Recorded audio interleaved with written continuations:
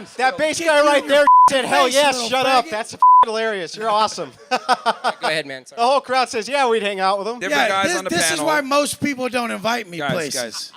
Different guys on the panel. Yeah, we can tell. Have different skill sets and different things that they bring to the table. We could tell his tits are all jiggling. He's got like a half a jelly donut. Hey, bro, your toupee, it's still back there in the back. Go get it. I shaved my head, you little Are you sure you shave your head? Okay. Hey, Bruce, you can tap out now. This is what we call spiral. You can tap out now. If I ever see a poster up in your room of that dude. Why would I tap out? I think the clips are now beyond the point where. Are you serious? I think the man. Are we man, gonna have? okay. Hold on. First of all, are we gonna mimic what those guys are doing? Because I can roast. Or are we gonna have? Man, you can't roast. Not with me. I mean, if that's what you want to do, Jay. I mean, if that's I don't want to do that. I don't want to do that, Day. I want to have a civil. I want to have civil discourse. And why what I was gonna say is, Hey, God, I wasn't sure if I heard that or not. The clips are at a point where whatever we're trying to contextualize or respond to is not really at this point where they at in this interview is not going to really get nowhere. I don't even know I don't know what we're supposed to say after that clip. Like I think right now everybody can agree that the conversation is completely exhausted and derailed. Like there's no basic. There's no direction with the conversation at this point. I like that conversation. You know why?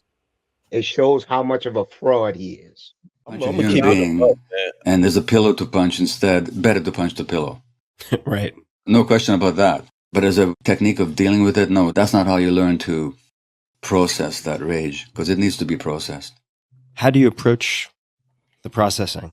What is a more effective prescription or one possible way of thinking about it or approaching it? Well, if I was working with you, I would encourage you to fully experience the body experience of rage. What's happening in your body? And you'll find that it's not just an idea in your head.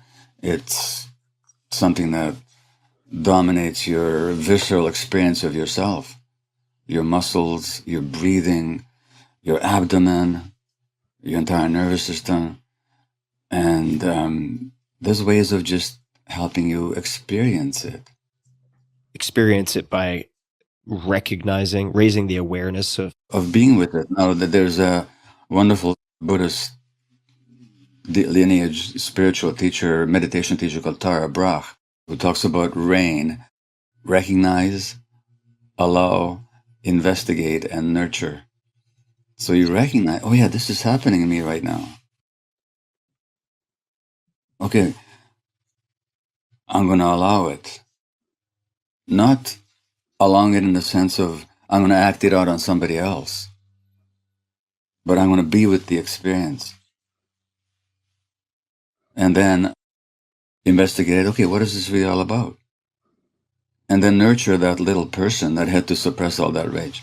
It's a nutshell view of it. But in other words, there's ways of working with it through the body that doesn't involve either suppressing it or acting it out, but in experiencing it.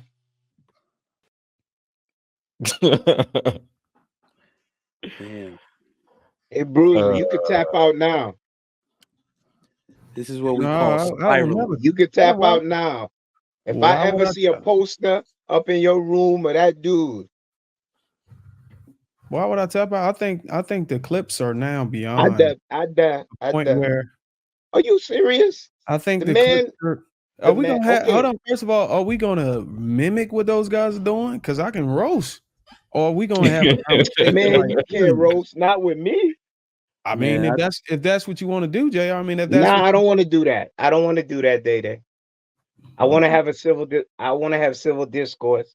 And why what I was gonna say is, Hey, God, I wasn't sure if I heard that or not. The clips are at a point where whatever we're trying to contextualize or respond to is not really at this point where they at in this interview is not going to really get nowhere. I don't even know I don't know what we're supposed to say after that clip. Like I think Darwin, right you now gave everybody credence. I think everybody can agree that the conversation is completely exhausted and derailed. Like there's no Speak basic for yourself. understanding. There's no I direction where like they're it. going with the conversation at this point. I like that conversation. You know why? It shows how much of a fraud he is. In times of adversity, he's supposed to be a life coach, but he can't keep it together. He doesn't know how to de-escalate. He called that man the F word twice and still goaded on like he wanted action. Rather than show me that he is a higher thinker, moved on a higher level, knew how to level out the room. We agree to disagree, but here are my points. I'm standing on them. You may not agree, but let me give you my POV rather than calling you a F word twice and threatening to put harm your way.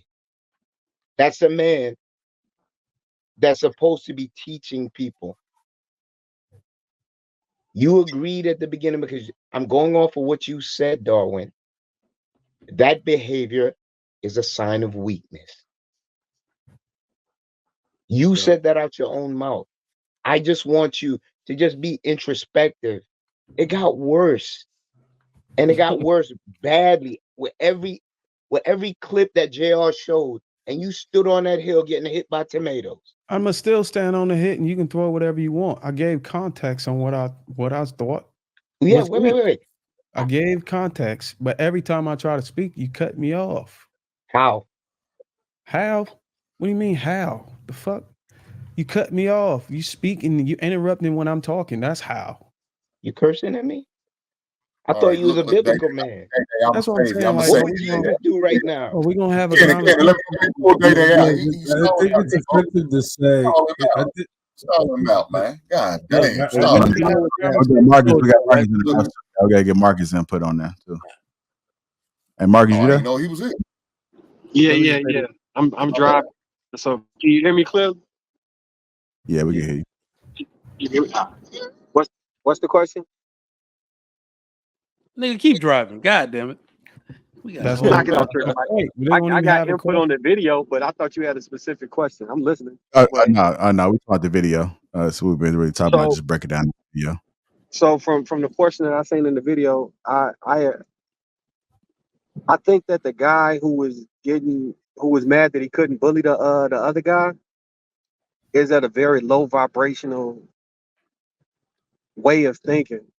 And he's seeking external validation, and when he can't get it, he's throwing a fit. And that's typically how you end up in jail. So he lacked the emotional control and self-regulation and self-validation to say, you know what, you got it, and get himself out of that situation. But his ego and pride was pushing him to fight further and further into that hole and escalate it further and further, pretty much playing chicken. And when you play chicken with your life like that, a lot of times you end up either dying or going to jail for life. You can't consistently play chicken with everybody because some people ain't playing. And the results ain't always going to turn out in your favor. But through self-actualization, he could see like some things just not worth it. Okay, we like they said, we can have a difference of opinion. This is my thought. I said what I think, and then if you get it, don't get it, understand it, don't understand it, we can move on. But a lot of people need their internal validation to come from external sources, and that's why he harped on the materialistic success. I think it's interesting when he said, "You must come from money," because typically guys who come from money don't care about money. I think that's indicative of the sense of lack that he felt growing up, and he needed to prove it. It's like when you've been broke before, you want to make sure everybody know you got it. But if you've had the things that people would ascribe to being extremely valuable from a materialistic standpoint, if you had them long enough, they just become things and they don't matter to you anymore. And that's typically from people who've either been wealthy for a long time or purchased the things they want or found self-validation. So I think the guy was lacking self-validation. That's my opinion. Yeah, So I agree with everything Marcus said. the guy just responded. He got upset with the man because the man valued his family over materialistic shit, and the guy felt some type of way because he said that. Yeah, like you said, somebody said earlier, that's dangerous. That photo lets me know his priorities are not in order.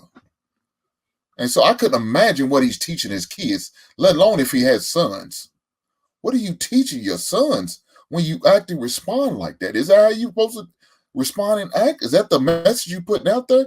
Somebody goes against what you say. The first thing is to be ready to knuckle up, go from the shoulders. Is that what we teaching our young boys? No. Now I expect a man who came up in a single parent home with his mama who didn't have the dad around. I expect him to act like that because he's acting like a woman, strictly off emotions. Don't have no type of self-control at all because he's moving off his emotions on a regular basis.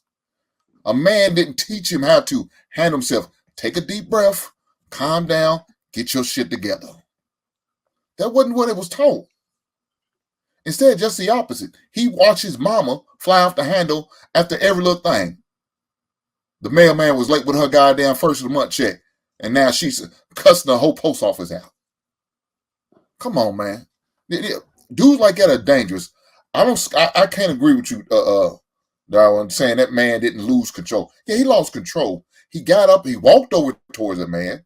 I mean, he threatened the man multiple times. It wasn't one time. Then he got into an altercation with another man who was agreeing with the guy beside him, who was also making his family priority and talking about his wife and kids and all of that. Money's not that big of a deal. Then he said, well, you must come from money. So now you speaking because you came up less fortunate. Now you mad and jealous of this man who's blessed and maybe did come from money. So you feeling some type of way.